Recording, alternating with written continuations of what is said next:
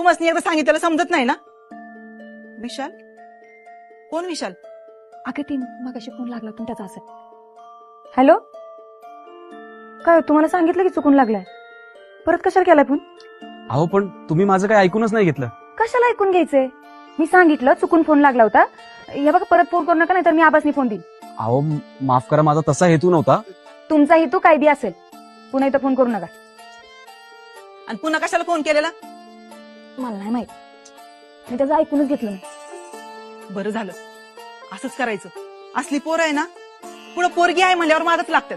पुन्हा आला का नाही मला दे, मीच बघते. मला नाही वाटत आहे तू परत फोन कर. बोलण्यावरनं तर चांगल्या घरातलं वाटत होतं, नाहीतर एवढं कशाला ऐकून घेतलं असतं. आणि चुकी माझी होती. मी फोन केलता तेव्हा ते काहीच बोललं नाही, आणि त्यानं फोन केल्यावर मी